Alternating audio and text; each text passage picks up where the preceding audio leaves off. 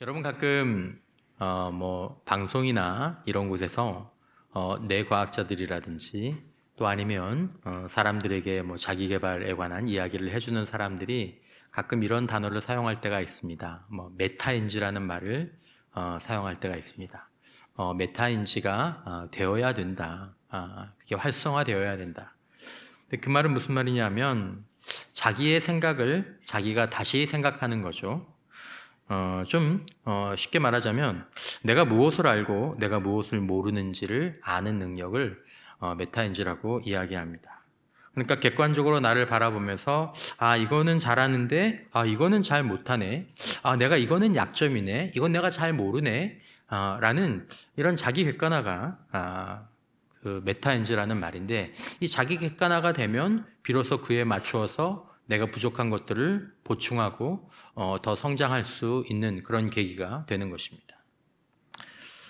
이런 메타인지가 있는 사람이 있는 반면 그렇지 않은 사람들이 있죠. 이런 사람들을 사실은 기능적으로 보면 죽은 학생, 죽은 운동선수, 그리고 성도와 신자로 또 교회로 보자면 사실은 죽은이라는 표현을 여기에 쓸 수 있습니다. 자, 이 사람들은 자기가 부족한 것이나 자신이 고쳐야 될 것을 생각하지 않습니다. 모릅니다. 내가 뭘 부족한지, 내가 뭘 지금 잘못하고 있는지를 아예 모릅니다. 그리고 심지어 그것에 대해서 기회가 있어서 그것을 알게 된다고 하더라도 때로 그것들을 인정하지 않습니다. 그러니까 메타인지가 기능이 작동하지 않으면 육신적이든 영적이든 내가 잘하는 거, 그리고 옛날에 내가 잘했던 거, 그리고 심지어 지금 자기가 잘못하는 것도 잘하는 걸로 이렇게 끼워서 넣으려고 합니다. 이런 경우가 살아있으나 기능적으로는 죽은 것입니다. 더 이상 성장하지 않고 더 이상 변화되지 않고. 여러분, 우리가 자신의 장점이나 잘하는 것들을 무시하고 우리가 신앙생활이나 생활하면서 오직 자기의 단점이 무엇인지, 내가 못하는 게 무엇인지를 이렇게 파내야 된다는 그런 의미가 아닙니다.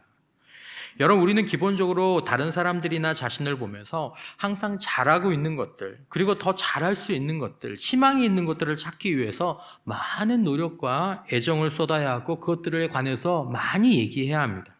그런데 그런 가운데에서 우리가 막 찾으려고 애쓰지 않아도 이렇게 드러나게 되는 명백한 단점들이나 고쳐야 될 것들이나 내가 모르는 것들이 나타나게 됩니다. 그럴 때 그것이 좀 기분이 나쁘더라도 그것들에 대해서 좀 곰곰이 생각하고 그것들을 좀 인정하고 그러면 내가 그것들을 좀 어떻게 개선해 나갈 수 있을까라는 이런 노력과 태도가 필요하다라는 것입니다. 그것이 그 사람의 인생을 풍성하게 하고 때로는 생명을 가져다 주고 죽음을 방지하게 되는 결과로 나타나게 됩니다. 여러분, 물론 이것은 타인에게 적용시키기보다는 자신에게 적용시켜야 될 일들입니다.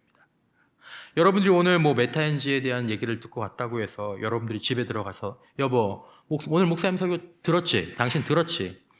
내가 당신이 고쳐야 될 것들을 쭉 말씀해 드릴 테니까 당신은 아멘으로 받으세요. 그래야 당신이 살아요. 목사님 오늘 너무 중요한 말씀 해주셨는데 당신 잘 들으라고 그렇게 말씀하시는 게 그래서 말씀드리는 게 아니고 자신을 돌아보라는 것입니다. 특별히 성령께서 나에게 하시는 말씀에 대해서 사람의 거울이 아니라 진리의 거울 앞에 섰을 때 드러나는 그런 내 모습을, 우리의 모습을 변명하거나 외면하지 말아야 우리가 거기서부터 사실은 성장하게 되는 거죠. 그러니까 여러분, 공부 잘하는 아이들은 자기가 아는 걸 아는 게 아니라 자기가 뭘 모르는지를 압니다. 근데 공부 못하는 아이들은 아는 것도 별로 없는데 자기가 뭘 모르는지 그것도 몰라요. 그죠? 이건 이제 우스갯소리로 드리는 얘기죠. 운동선수도 마찬가지죠. 여러분, 좀 힘들 수 있지만 우리는 영적으로 그리고 인격적으로 말씀과 성령, 그리고 우리가 공동체 생활을 하면서 나에게 드러난 어떤 것들을 메타인지 기능이 살아서 작동을 해줘야 됩니다. 그래서 내가 참 잘하는데 장점이 많은데 내가 인격적으로 이런 거 이거는 좀 문제가 있구나.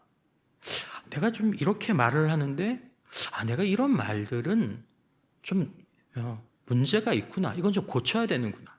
부부 사이에 공동체에서 아니면 뭐 밖에서. 그러면 그것들을 고쳐가면서 좋은 것은 그대로 남기 때문에 계속 성장하고 계속 훌륭한 인격이 되고 계속 더 좋은 관계들을 맺어가게 되는데, 이것들이 멈춘 상태다 보니까 계속 나쁜 결과들이 계속 반복되게 되는 것입니다. 그러면서 자기의 부족한 것들이 무엇인지는 보려고 하지 않고 남들에게 얘기를 하고 얘기해줘도 그것들을 받아들이지 않는 거죠. 자, 우리는 이것을 오늘 교회에 적용시키기를 원합니다. 여러분과 지난 주간 하늘에서 온 편지라는 주제를 가지고 지금도 살아계신 하나님께서, 주님께서, 교회의 주인이 되시는 주님께서 소아시아 일곱교회에, 그리고 성령께서 오늘 교회들에게 말씀하시는 편지들을 보았습니다. 우리가 그것들을 쭉 보면서 많은 것들을 생각하게 됐는데, 우리는 이 내용들을 본 다음에 다음처럼 묻지 않을 수가 없겠죠. 교회를 붙잡고 계신 살아계신 만군의 하나님은 그렇다면 오늘도 성령으로 교회들에게 말씀하실 텐데, 그렇다면 주님은 우리 교회, 그리고 우리가 속한 한국교회를 향해서 과연 편지하신다면 뭐라고 편지하실까? 지금 성령은 우리 교회가 속한 이 한국교회를 향해서 뭐라고 말씀하실까? 한국교회는 어떤 교회와 가장 유사한 편지를 주님으로부터 받게 될까? 정말 살아계신 하나님은 당신의 핏값으로 사신 당신의 소유된 한국교회를 향해서 뭐라고 말씀하실까? 어느 교회와 가장 가까울까? 이게 묻지 않을 수가 없는 것이죠. 여러분, 계시록의 7교회는 각기 다른 상황과 상태에 있었습니다. 그 가운데 한국교회 현실이나 상태에 가장 가까운 교회가 어떤 교회일까요? 다시 말씀드리지만 교회마다 상황이 다르고 오늘 말씀에도 나오지만 정말 그 어떤 교회들 가운데서 교회가 그 모습이 다 똑같다라는 것이 아니라 그 교회 안에도 소수의 바른 교회가 있었고 소수의 바른 성도들이 있었습니다. 하지만 크게 모아서 한국교회는 과연 어느 교회와 비슷한 편지를 받게 될 것 같냐라는 것입니다. 여러분, 저는 아주 거룩한 선지자 같은 목사가 아닙니다. 저는 책망받아야 될 것도 많고 회개해야 될 것도 많은 그런 목사입니다. 그런 사람이지만 요한계시록의 이 7교회를 조금 더 깊이 묵상한 이후에 주님은 한국교회를 어떻게 말씀하실지 생각해 보는 것입니다. 서문화교회처럼 내가 내 환난과 궁핍을 알거니와 실상은 내가 부요한 자니라, 이렇게 말씀하실까?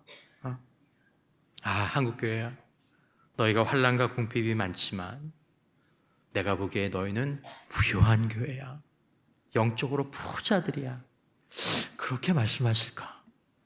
여러분 어떻게 생각하십니까? 아니면 빌라델비아 교회처럼 볼지어다 내가 내 앞에 열린 문을 두었을 때 능히 닫을 사람이 없으리라, 내가 내 행위를 아노니 내가 작은 능력을 가지고서도 내 말을 지키며 내 이름을 배반하지 아니하였도다. 한국교회야, 너희는 내 앞에서 이런 교회야. 이런 말씀을 성령께서 들려주신다면 하실까? 그런 교회가 있습니다. 그런 성도들이 있습니다. 하지만 전체를 놓고 봤을 때 과연 한국교회를 향해 성령께서 뭐라고 말씀하십니까? 여러분, 많이 세상 사람들에게 각자 스티커 한 장씩을 나눠주고, 혹은 여기 앉아 계신 성도들에게 스티커 한 장씩을 나눠주고, 또 신뢰할 만한 교회를 오랫동안 깊이 연구하고 들여다본 그런 조사기관들에게 설문을 쭉 의뢰해서, 자, 여러분 7교회 가운데에서 한국교회와 제일 비슷한 교회에 스티커를 좀 붙여보세요 라고 하면 여러분 어느 교회에 스티커가 제일 많이 붙으실 것 같습니까? 저는 오늘 보신 교회 4대 교회와 한국교회가 많이 유사하다, 이런 얘기를 들을 것 같다라는데 제일 많이 스티커가 붙지 않을까 생각합니다.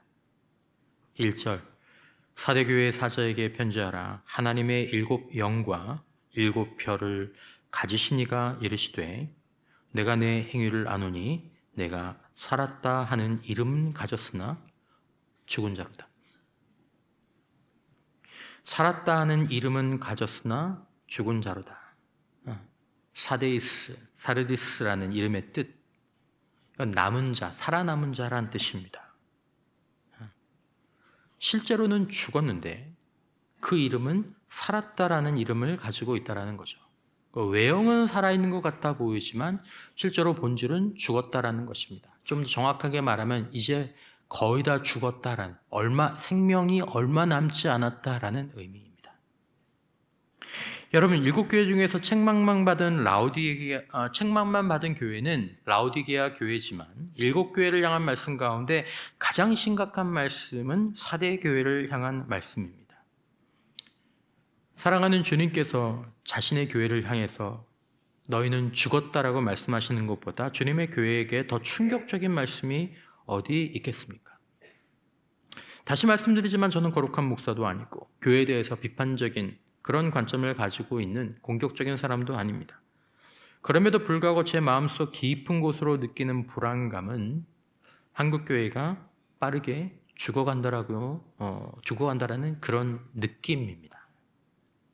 신약학자 비즐리 모레이는 사대교회의 겉모습을 장례식장에 아름답게 치장된 시신에 비유했습니다. 우리는 이런 장례 문화는 없습니다만 외국에는 좀 있죠. 발이 나기 전에 시신을 가장 예쁘게, 가장 멋있게 딱 화장을 해놓고 관의 뚜껑을 열어서 얼굴을 보고 마지막 보내는 그런 과정들이 있습니다. 그렇다라는 것이죠. 하지만 주님은 그 거칠에 속지 않으신다고 말하는 것입니다. 사도교회의 외적인 모습은 결코 죽은 것처럼 보이지 않았습니다. 한국교회를 내적으로 연구하는 분들에게 한국교회가 죽어간다라는 이 평가에 대해서 사실은 거기서 벌써 말이 나온 얘기지만 어떻게 생각하느냐라고 개인적으로 묻는다면 사회적으로든 영적으로든 그러면 그들이 개인적으로는 그렇다라고 얘기할 것입니다. 나가는 방향이 죽는 방향으로 가고 있는 건 사실이다. 하지만 덧붙일 것입니다. 그러나 주님의 교회이므로 교회는 주님 손에 있기 때문에 그렇게 쉽게 이제 한국교회는 끝났다라고 말할 수 없을 것이다. 변수는 있다. 하지만 죽는 방향으로 가고 있다. 사실은 오늘날 교회만 그런 것이 아닙니다. 이미 초대교회, 소아시아 7교회 그 시점, 2000년 전 교회가 시작한 지 채 100년이 안 된 그 시점에서부터 그런 교회들은 있었습니다. 한 곳에는 서머나와 빌라델비아 같은 교회가 있었지만 한 곳에는 사대교회와 라오디게아 교회 같은 곳들이 있었습니다. 교회가 그렇다고 해서 주님이 돌아가신 것은 아닙니다. 주님이 죽은 것은 아닙니다. 주님이 부패한 것은 아니지만 주님 손에 붙잡힌 바 된 교회가 이름만 살았고 죽은 교회처럼 될 수는 있는 것입니다. 사람들이 칭찬하고 좋아하는 교회가 되어야 된다는 그런 의미가 아닙니다. 너네 좋다 그래. 사람들이 종교를 믿는 사람이 너네 같아야지. 그렇게 세상에서 멋진 교회, 세상 사람들이 좋아하는 교회가 되려고 하다가 잘 어울리는 교회가 되려고 하다가 주님의 책망을 받은 교회들이 있습니다. 버가모 교회, 두아디라 교회, 라우디게아 교회 다 마찬가지입니다. 적당히 세상과 같이 함께 타협하면서 살다가 주님의 책망을 받았죠. 여담입니다. 제가 어떤 장로님 얘기를 들었습니다. 물론 우리 교회 장로님은 아니죠, 당연히.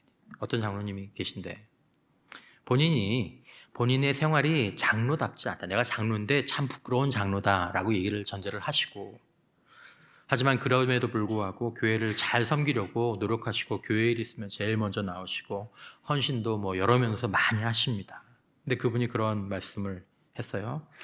그래도 내가 장로인데 내가 사업을 하기도 하지만 내가 술을 좋아해요. 죄송합니다. 내가 술을 좋아해요.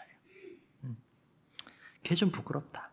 그래도 내가 일주일에 2-3번은 꼭 새벽 기도를 나간다. 새벽 기도.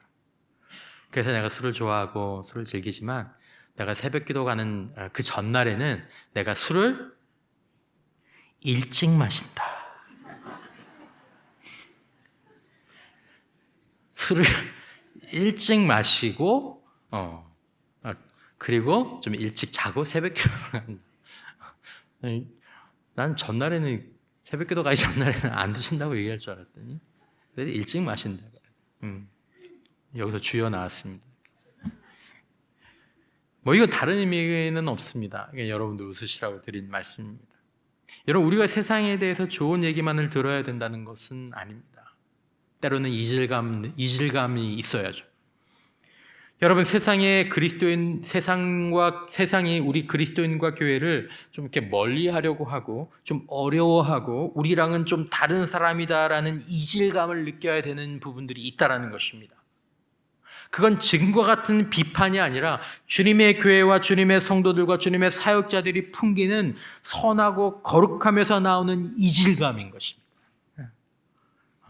저 사람보다 나를 보면 내가 좀 잘못 사는 것 같고 내가 뭐 좀 저 사람과는 좀 다른 사람인 것 같고 그래서 왠지 가까이 가기가 좀 나 같은 족속과는 좀 다른 사람인 것 같아서 그런 이질감.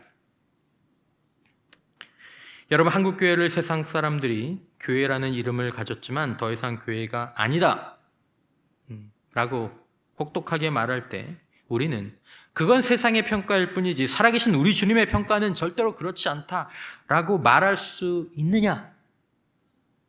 라는 것입니다. 제가 성도들에게 대해서는 그렇게 얘기할 수 있을 것 같아요. 너무 좋은 성도들 많고.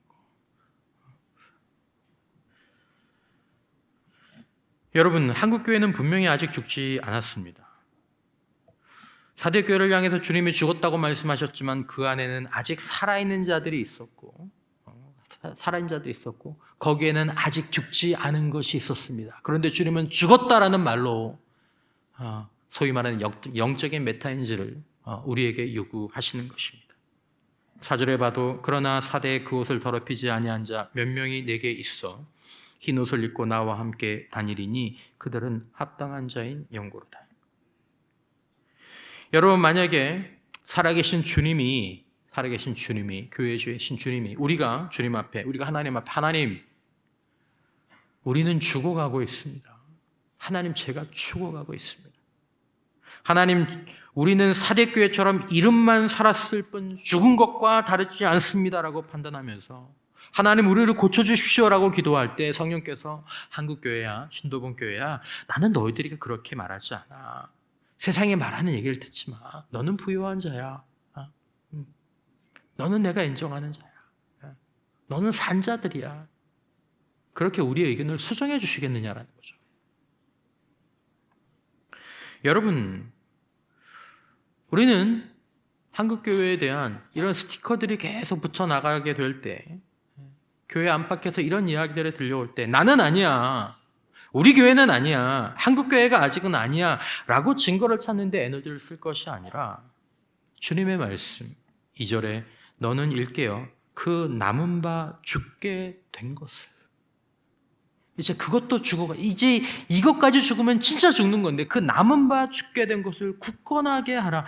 내 하나님 앞에 내 행위에 온전한 것을 찾지 못하였느니 라는 이 말씀을 성령께서는 우리가 이 말씀을 받기를 원하시지 않을까 생각하는 것입니다. 여러분, 한국교회를 사대교회라고 이야기하는 것은 여기에 비유하는 것은 악의적인 세상과 사탄의 이야기가 아닙니다. 이것은 살아계시며 교회의 주인이시며 교회를 눈동자처럼 여기시는 주님이 느끼시는 주님의 말씀입니다. 가장 교회를 사랑하고 교회를 위해서 가장 많은 것을 희생하시고 가장 절대적인 능력을 가지고 계신 주님이 교회를 향해서 너는 죽었다. 이름만 살았다. 왜 주님이 이런 말씀을 하십니까? 우리는 어떤 의미에서 한국교회를 향해서 이런 말을 해야 합니까? 이 주님의 말씀은 정죄가 아닙니다. 죽으라는 말이 아닙니다. 없어져 버리라는 말씀이 아닙니다. 살라는 말씀입니다. 살아라. 제발 살아라. 그러므로 훌륭한 교회나 훌륭한 성도나 사역자들은 이런 말씀을 자기에게 적용시킵니다. 자기에게. 오히려 흰옷을 입은 자들이, 오히려 살아있는 자들이 이 말씀을 자기에게 적용시킵니다. 그런 교회, 그런 성도, 그런 사역자들이. 그리고 진짜 죽음이 임박한 교회와 성도와 사역자들이 때로 이 말씀에 반응하지 않습니다. 이 말씀을 거절합니다. 나는 고쳐야 될 게 없어. 나는 고쳐야 될 게 없어. 나는 바뀌어야 될 게 없어. 여러분, 우리는 좋은 교회, 우리는 좋은 성도, 우리는 사역자라고 하더라도 우리가 이 말씀 앞에 우리를 비추는 그런 훌륭한 영적인 메타인지가 우리에게 있기를 주님의 이름으로 축원합니다. 주님은 사대 교회에 대해서 나는 너희들에게 이제 더 이상 기대할 것이 없다라고 말씀하지 않으시고 회복의 길을 말씀하셨습니다. 그리고 이 회복의 방법은 거의 죽게 된 이제 이름만 남은 이 교회도 살 수 있을까? 살 수 있다. 그 회복의 길은 세 가지 동사로 구성이 되어 있습니다. 본문 3절의 주님의 말씀을 보면 그러므로 내가 어떻게 받았으며 어떻게 들었는지 생각하고 지켜 회개하라 라는 것입니다. 세 번역으로 보면 그러므로 내가 그 가르침을 어떻게 받고 어떻게 들었는지를 되새겨서 굳게 지키고 회개하여라. Remember, keep it, repent.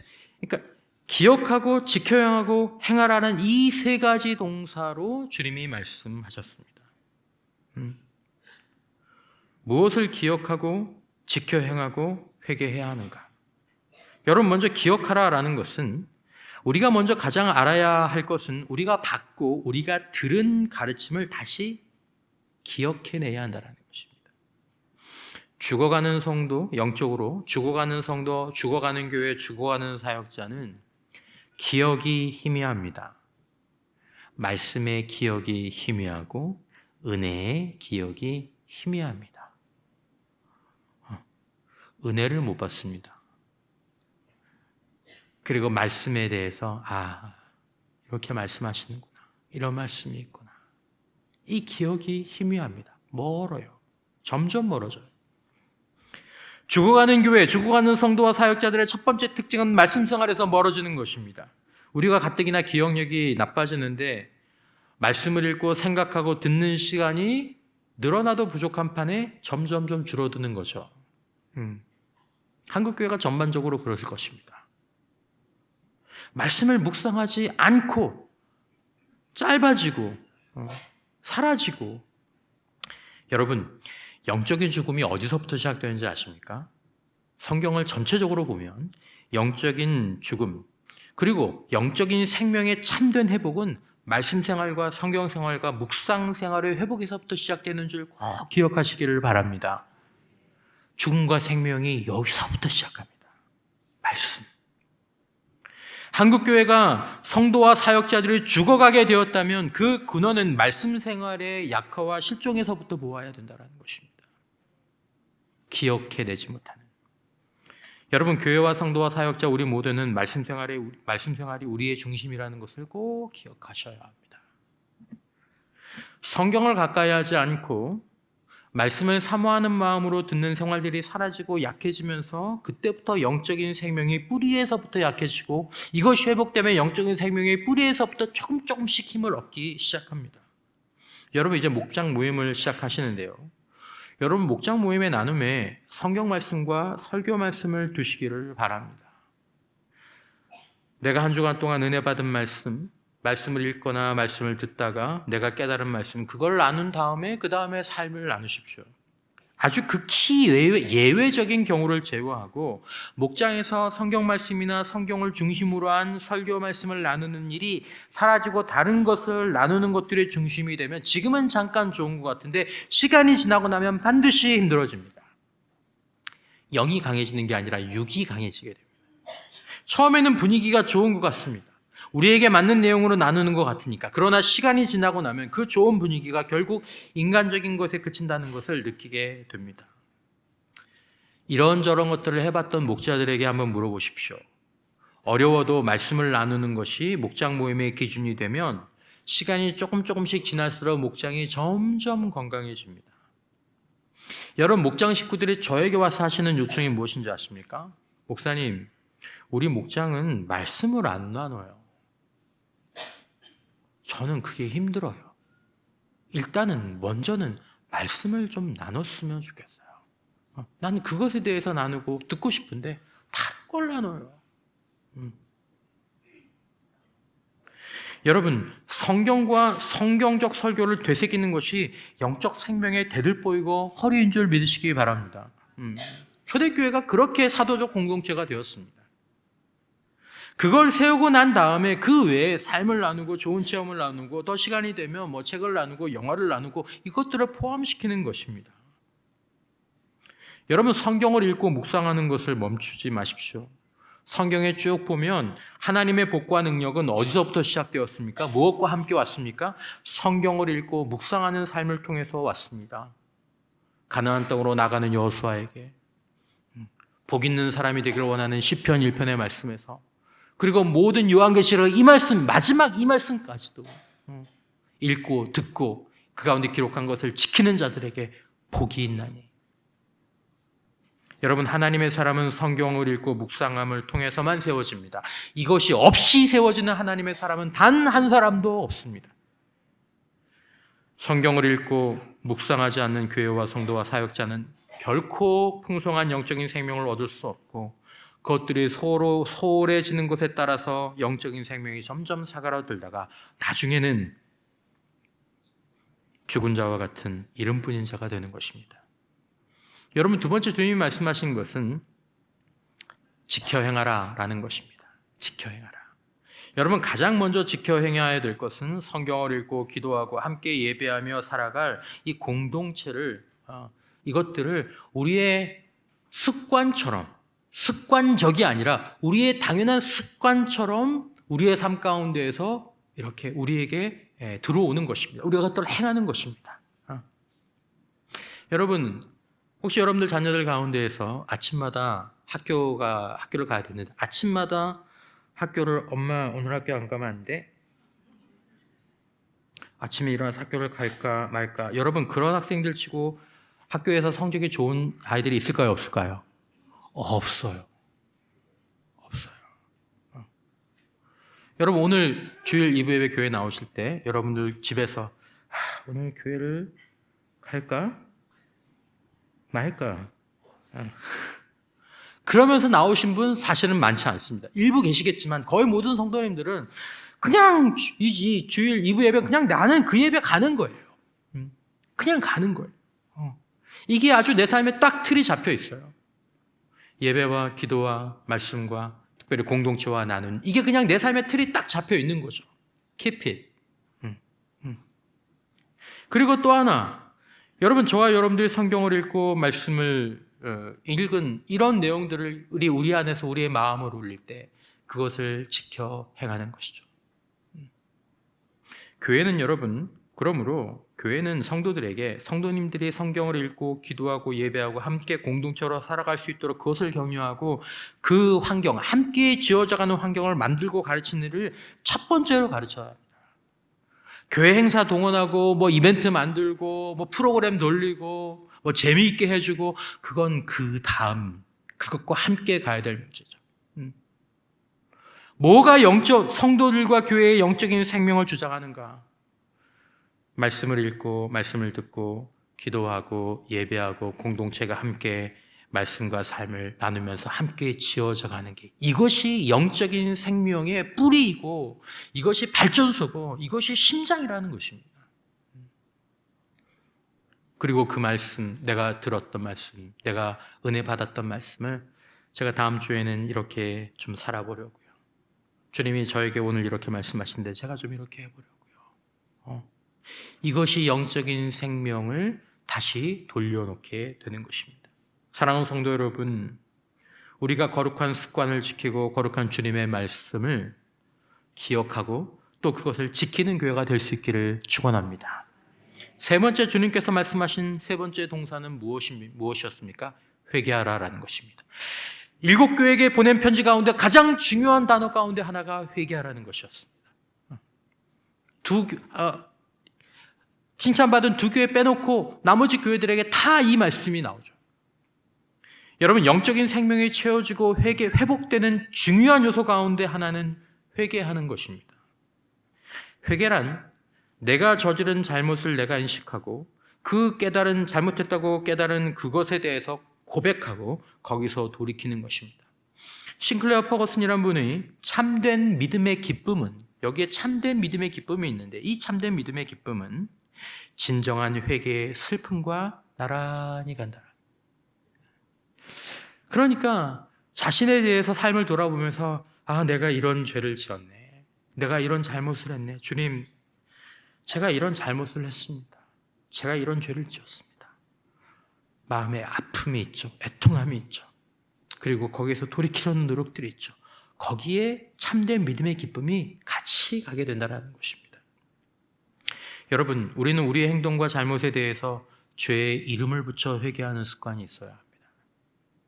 할 수만 있다면 매일 우리가 하루를 마무리할 때 여러분 이렇게 기도하시죠. 참 귀하죠. 하나님, 제가 오늘 하루 동안 저지른 죄를 주님 용서하여 주시고 더 거룩한 백성으로 살게 해주십시오. 우리가 주일날 교회에 나오면 이 기도를 합니다. 하나님, 지난 한 주 동안 제가 저지른 죄를 주님 용서하여 주시고 거룩하게 살 수 있도록 주님 도와주십시오. 그때 성령님께서 우리 옆구리를 쿡 찌르시면서 물어보십니다. 너 오늘 무슨 죄 졌는데? 너 일주일 동안 무슨 죄 졌는데? 그러면 일단 죄는 졌고요. 좀 잠깐 생각 좀 해보고요. 신앙의 선배들은 조언하죠. 죄의 이름을 붙여서 회개하십시오. 하나님, 제가 이런 죄, 이런 죄, 이런 죄, 이런 죄를 오늘 범했고 지난주에 이런 죄, 이런 죄, 이런 죄를 범했습니다. 제 마음이 아픕니다. 돌이켜야 되는데 반복되면 안 되는데 자꾸 반복되는데 성령님 도와주십시오. 십자가에서 주님과 함께 내가 죽고 내 안에 주님이 다시 살게 해주십시오.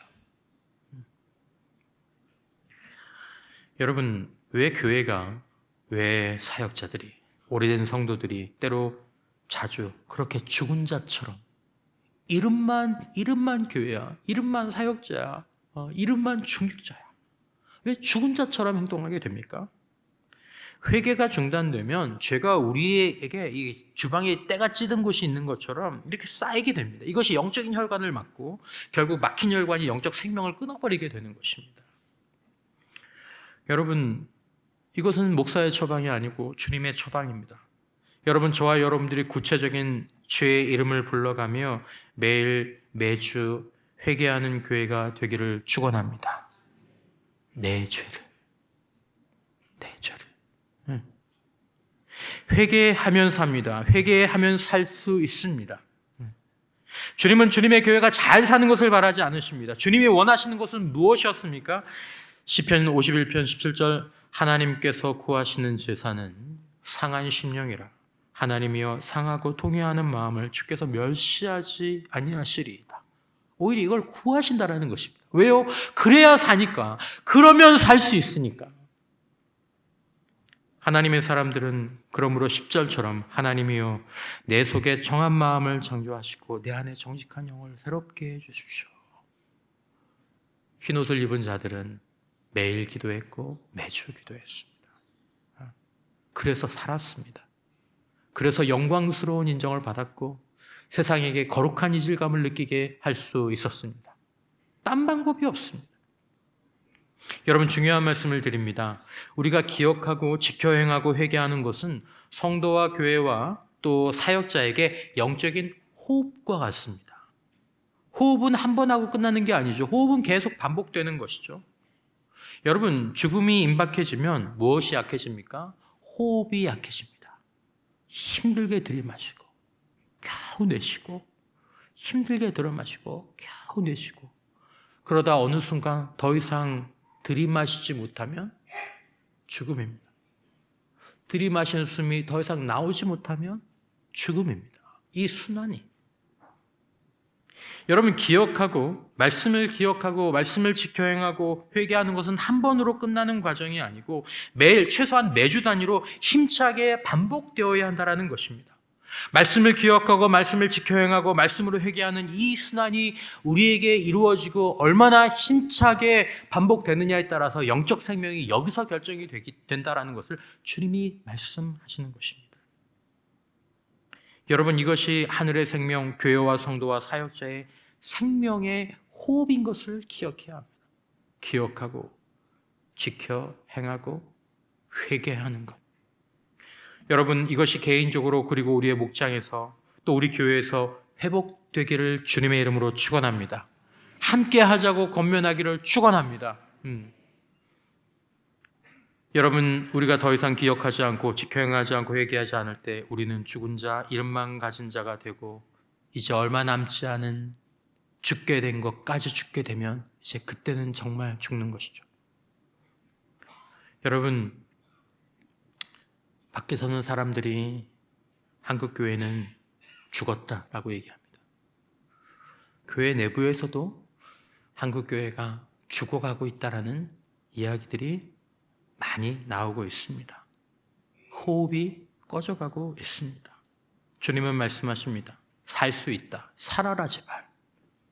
기억하고 지켜 행하여 회개하는 이 영적 호흡을 회복하는 것이 죽음과 생명과 영적 생명과 죽음은 결정하는 사투, 목숨을 건 싸움이라는 것을 우리가 기억하고 있어야 하고, 교회와 성도와 사역자는 기억하고 지켜 행하고 회개하는 일을 이 꺼져가는 사람에게, 누군가 심장과 호흡이 꺼져가는 사람에게 CPR을, 인공호흡을 하는 것처럼 그런 심정으로 나 자신에게 또 교회에게 행해야 할 것입니다. 주님은 이 말씀을 성령으로 우리에게 하시는 말씀으로 받기를 바랍니다. 5절 이하에 이기는 자는 금요일 날도 말씀드린 것처럼 신앙생활은 싸움입니다. 싸움입니다. 이기는 자는 이와 같이 흰옷을 입을 것이요 내가 그 이름을 생명책에서 결코 지우지 아니하고 그 이름을 내 아버지 앞과 그의 천사들 앞에서 시인하리라. 귀 있는 자는 성령이 교회들에게 하시는 말씀을 들을지어다. 여러분, 적어도 죽은 교회들 안에서 산 교회로, 죽은 교회 안에서 인정받는 몇 사람의 성도와 사역자가 되기 위해서라도 주님 앞에 갈 때까지, 우리의 육신적인 생명이 끝나는 그날까지 주의 말씀을 기억하고 지켜 행하고 회개하는 이 영적 호흡을, 이것을 위한 싸움을 절대로 멈추지 말고 행하는 가운데 우리 개인과 교회가 힘차게 영적 생명이 약동하는 주님의 몸된 교회가 되시기를 주님의 이름으로 축원합니다.